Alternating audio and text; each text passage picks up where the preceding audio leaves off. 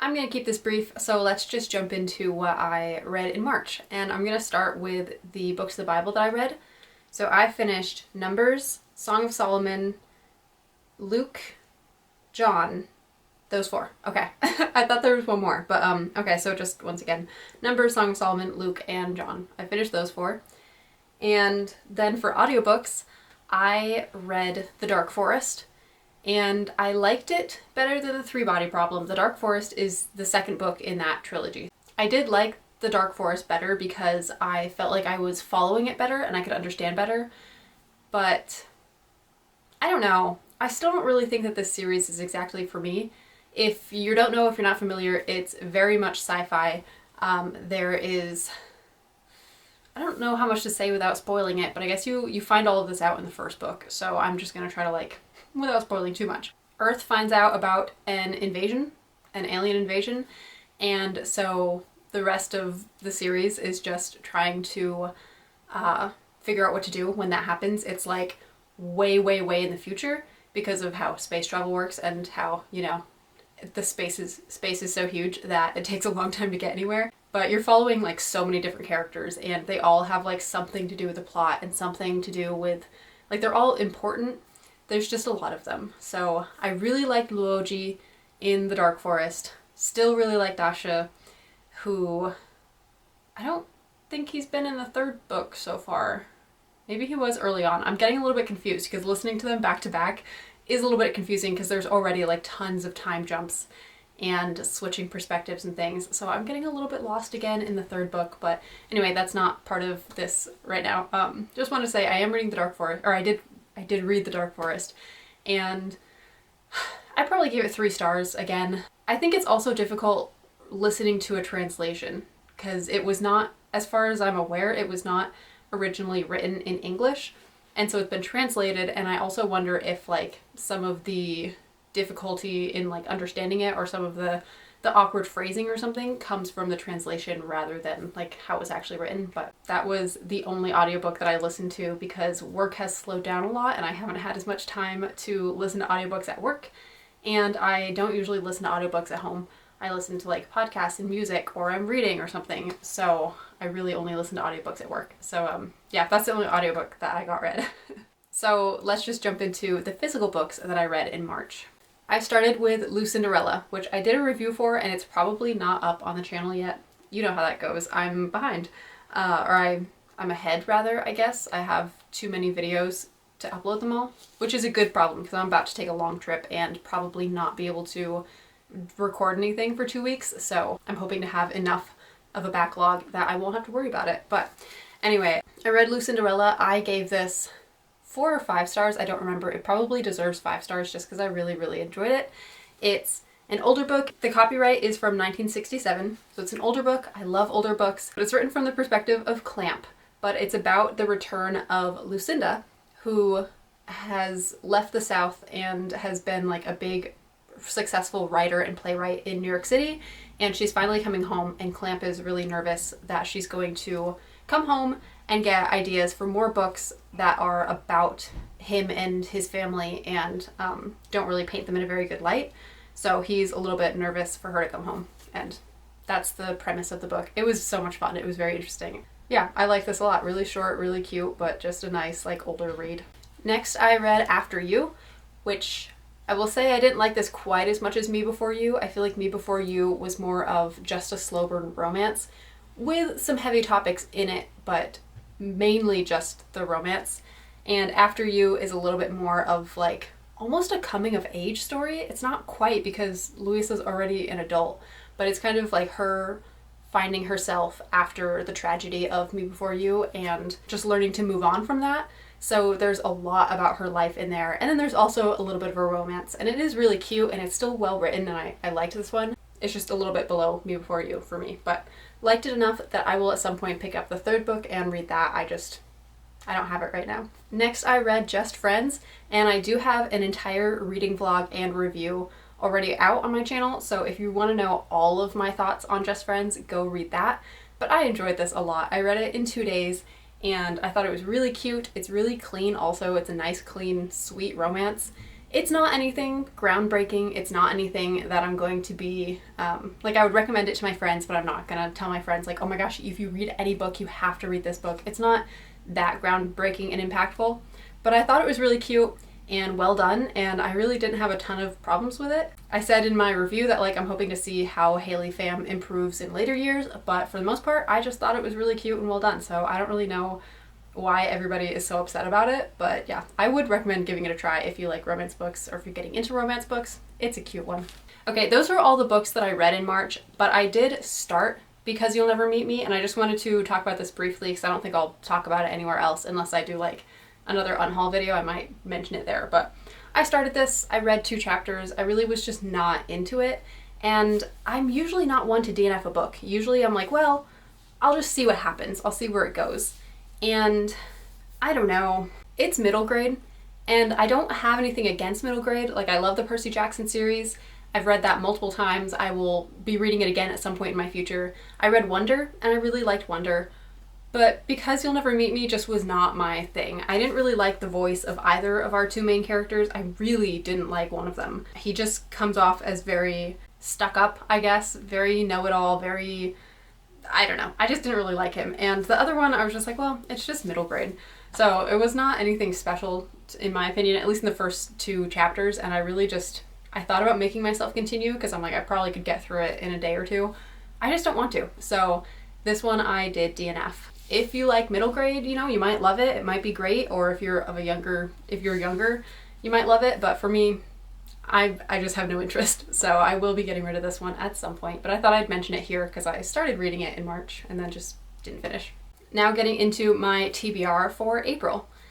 I don't know what books of the Bible I'll read. I'm just reading a 365 day, like, I'm reading a Bible in the year challenge, so I just read what the Bible app tells me to read. So I'm just going to be continuing that. But as far as audiobooks go, I think I'm about halfway through Death's End, which is the 3rd book in the 3 Body Problem trilogy.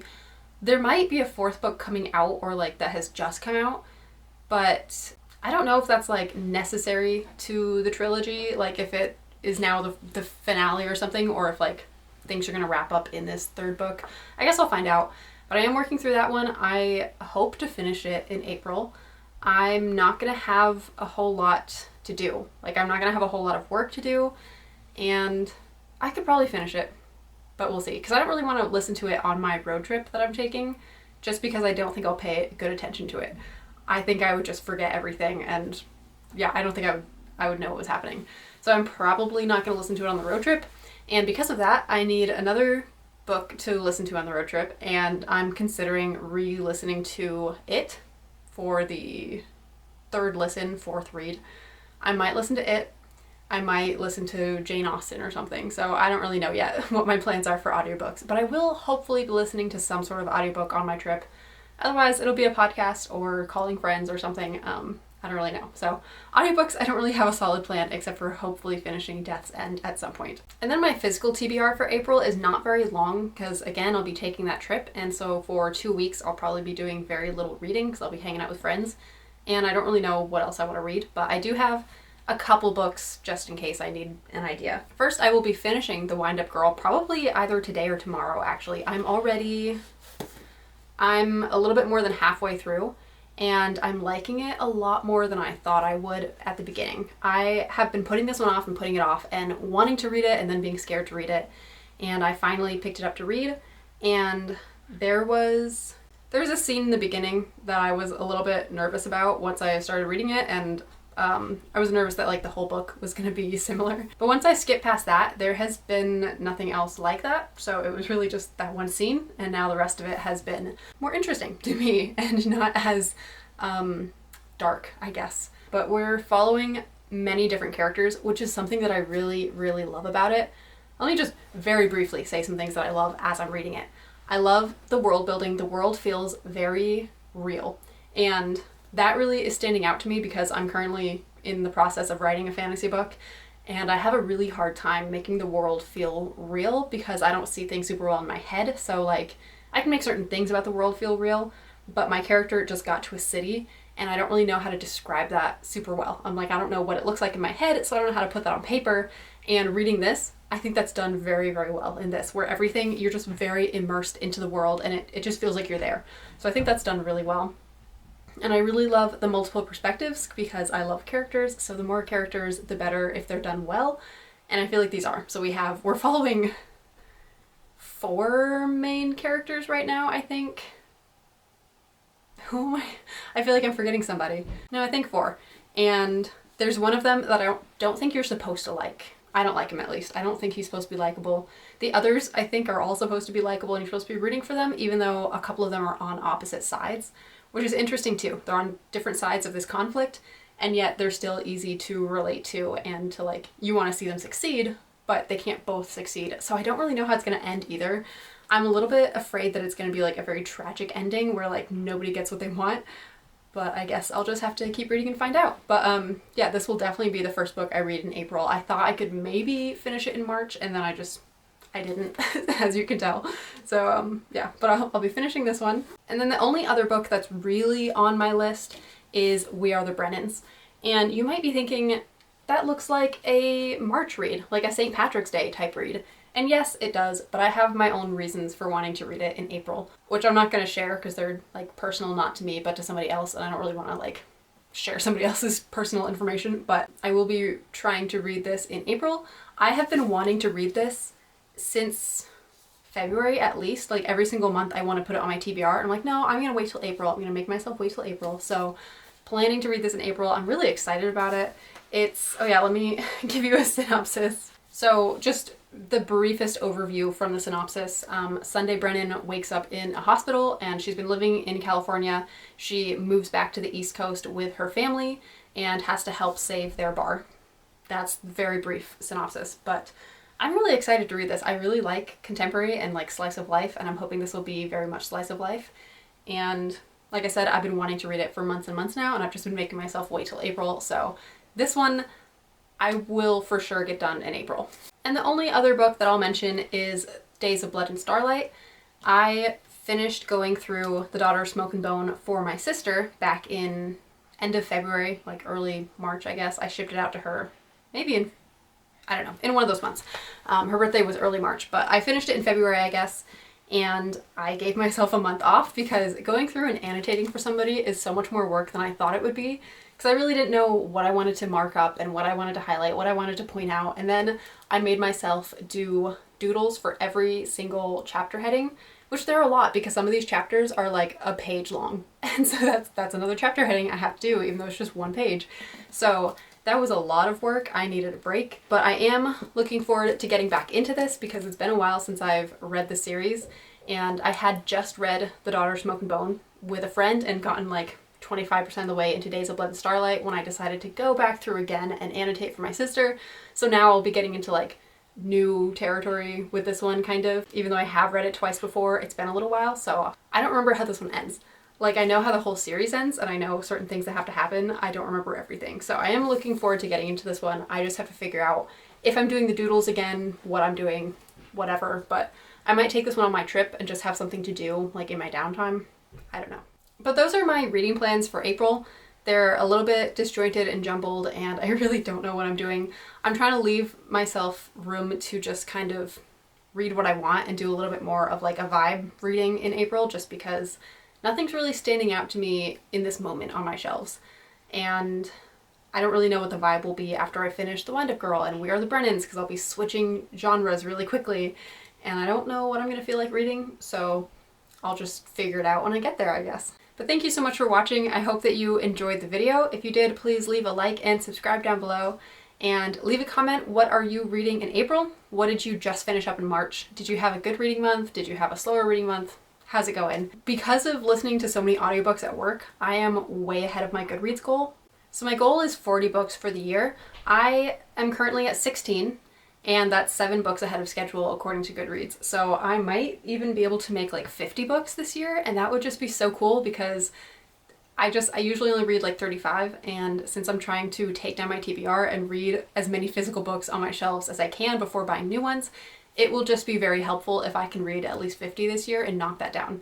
And while a lot of them are audiobooks, A lot of them are also physical books. I've had a lot more time for reading this winter, and I'm hoping that that'll continue in the summer. Probably not quite as much, so I might have like 3 months of barely reading anything. Then back in the fall I can hopefully like pick up speed again. So I don't know, I'm excited about that. I've never read this many books this quickly, and it's kind of fun. It's really fun actually. Anyway, okay, so that is officially it for the video.